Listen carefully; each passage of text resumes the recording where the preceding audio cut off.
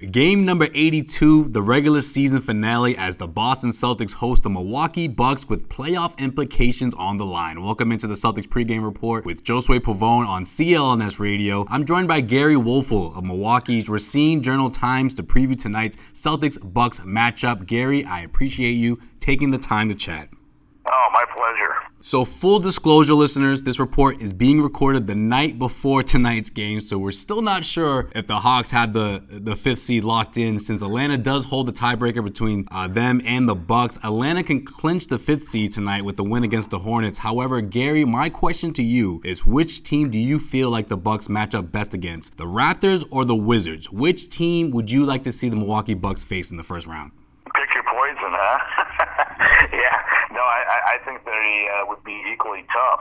I'm not so sure one would be any significantly tougher. I do know that if the Bucks' Achilles, at least on defense, is guarding fast and quick guards, and Toronto has just two dynamic backcourt players, and the Wizards have two dynamic backcourt players. But to me, another factor that would go against the Bucks is Giannis Antetokounmpo, who's just had a fantastic season, is strictly an around-the-basket type player. He likes to shoot from 15 feet in, a lot of layups, and he uses his length to extraordinary success.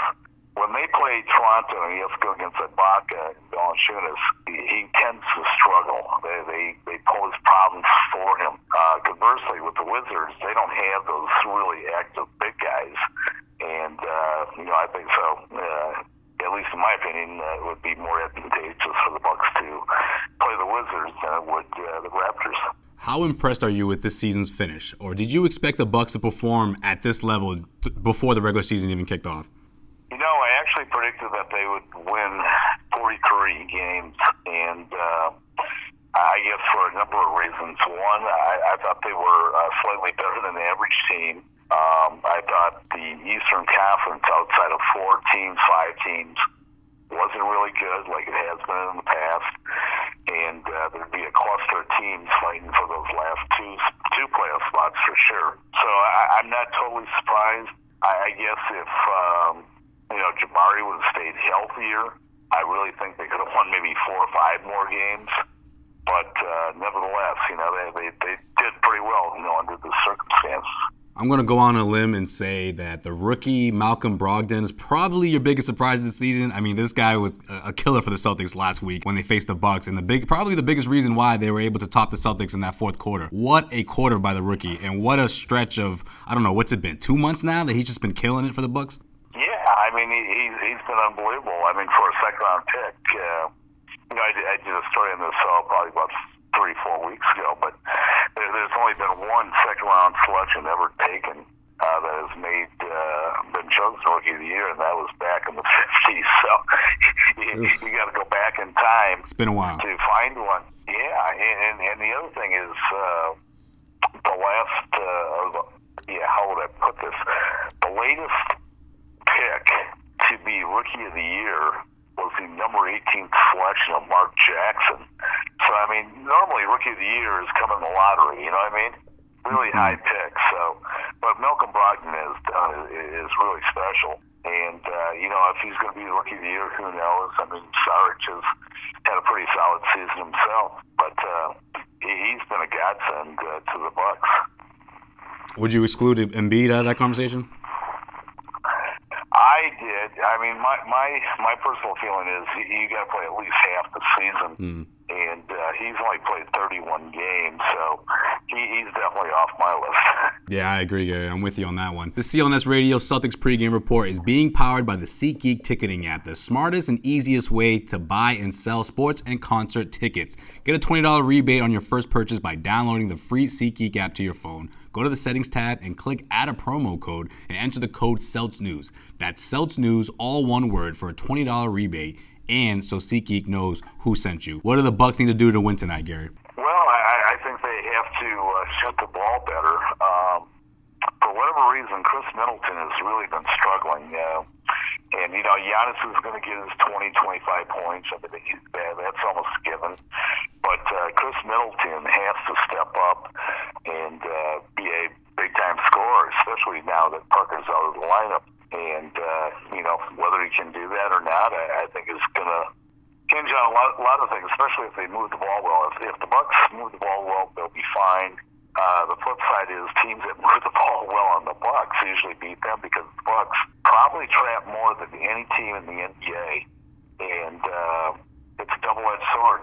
When it works, it's beautiful. When it doesn't, it gets pretty ugly. Who's your pick for MVP, Russell Westbrook or James Harden? You know what? I just did a poll with 11 NBA players and Stan Van Gundy, and the overwhelming consensus was Russell Westbrook, and I totally agree. What are your thoughts about a co-MVP? Do you think that's something that may happen, or are you against that? Should the MVP only be a solo award? I think it should be a solo award. I mean, if you wanted to have co-MVPs this year, I don't think anybody's going to argue about it. But, the thing that really selects Russell Westbrook is offensively, both those guys are extraordinary. I mean, you can flip a coin as to who's better offensively.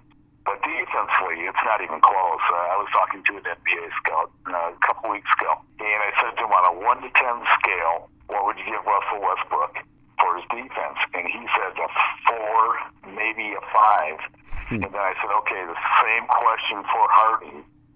And he goes, -1. So, I mean, and if you follow full basketball, James Harden doesn't play defense, and I just think that's got to be factored into the equation. It's not all about offense, and defense has to be considered. All right, Gery. Prediction time. Who wins tonight? Who you got? Celtics or Bucks? Well, I'm going to go with the Celtics. I think this is, a critical game for them, more critical than the Bucks, and they're certainly playing better than the Bucks at this time. The Bucks, like I said before, are really struggling. All right, his name is Gery Woelfel. You can follow him on Twitter at Gery Woelfel. That's at Gery Woelfel on Twitter. Gery, this is much appreciated. Thank you for your time. Oh, anytime.